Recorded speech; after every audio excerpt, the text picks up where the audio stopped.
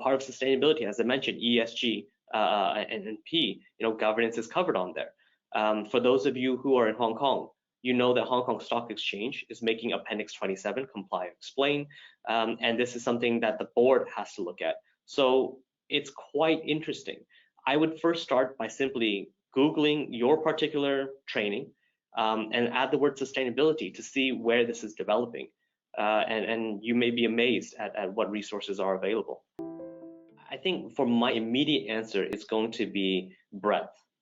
Okay, and the reason for that is, as I reflect back on my own experience, as I mentioned, my undergraduate was in biochemistry, and then I did a dual degree in business. The interesting thing about that was essentially you're looking at two completely different fields.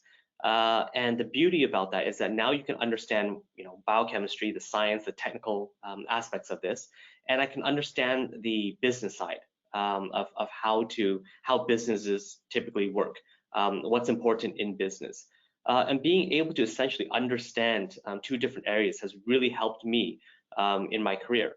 Now, I'm not saying that you have to do science and business. I actually think that with where sustainability is going, as long as you have a little bit more breadth in terms of range of topics and ideas and knowledge that you can bring together, you can certainly have an advantage. You can focus on marketing. You can complement that with accounting, marketing, and even history. Believe it or not, history is actually quite an interesting major to look at. It's just if you have training and experience in different fields, you can start seeing how these different fields connect. That is, for me, the most useful learning and experience at university to prepare you for kind of sustainability. The reason for that is oftentimes people ask me what I do, and sometimes I jokingly or partially seriously say that I'm just a translator, right? I have this understanding of sustainability, and I'm a translator because I use sustainability, I use this understanding to help other people meet their expectations, meet their KPIs, and I have to translate the value of ESG and sustainability into a language that my finance director can understand, that our corporate communication side can understand the true value of, or even our operations. And all of this is about having the empathy to know what people care about. So that's what I'd say on the university side. Any need for clarification, thoughts on that first? Just a history comment. I didn't realize you were a history buff. No. It's a little bit. I'm definitely not a history buff, but I think that there's a lot you can learn from history. The thing about history is that going back to even just high school history, you're taught to look at ideas from multiple points of view. You're taught to look at the positive and the negatives of particular incidences.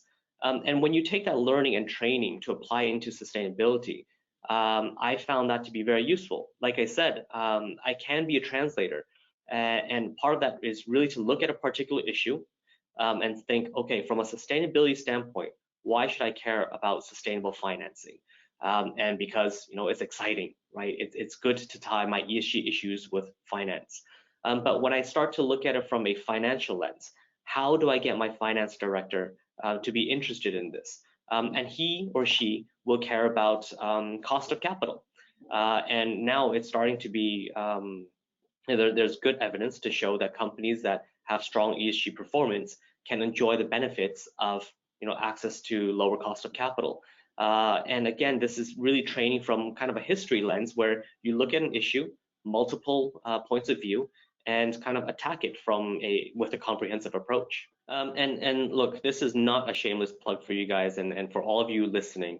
I was not asked to say this, but I will say this now. I think something like Matters Academy does help, right? You have organizations that are putting in place these training programs to get people up to speed on what sustainability is about. You have the resources at a university level, looking at Coursera, which are free training sessions. You can look at industry associations to get people up to date on what we should be looking at as well. There's a wealth of kind of free resources and readily available resources that anybody can look at.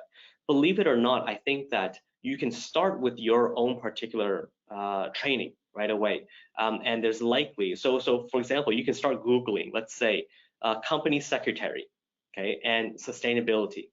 You'd be amazed that even the company secretary association of company secretaries are starting to look at sustainability, and it starts to make sense because company secretaries care about governance. And part of sustainability, as I mentioned, ESG and P, governance is covered on there.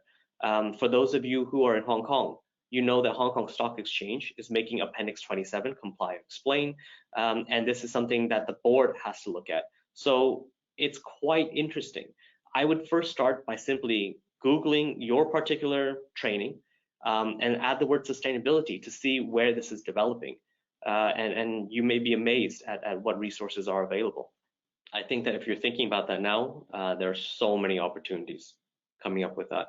If you're not ready to go to Shanghai or Beijing, start with Greater Bay Area, right? If you want to deal with the language issues, GBA Cantonese still works as well. But realistically, there are so many opportunities coming up. There are many different organizations, both locally, regionally, and globally, that are looking to hire. The beauty about this is that, right now there's a push for net zero. Governments around the world have set this target, and the governments will require, essentially force businesses to put together their net zero target as well. Corporates, not all of them, are well positioned to figure out what is net zero, how do we get that done, and they're starting to hire. There are so many jobs and opportunities available, across the border. I think it's just I think it's actually very exciting times. I'd like to say that your bosses probably know that they have to do something about ESG or sustainability. Specifically what? Maybe they don't have that experience yet. I would say this, find out, well, this is what I did. Find out what your boss cares about, right? So one of the questions Glenn asked me is, who do I report to? And I said, CSO, CFO, and so forth. Think about who you report to. What does that particular role or person, care about? How do you link sustainability to some of his or her KPIs, and to make it, translate in a way that he or she would kind of care about and understand. More importantly, how can you get your boss to enable you to look further in down sustainability?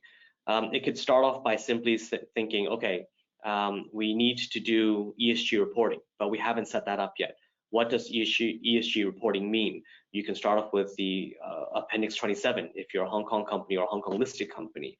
There's a lot of different resources, but I guess I would summarize again by saying, understand what your boss cares about, and see how you might tie sustainability into that thing that she or he cares about.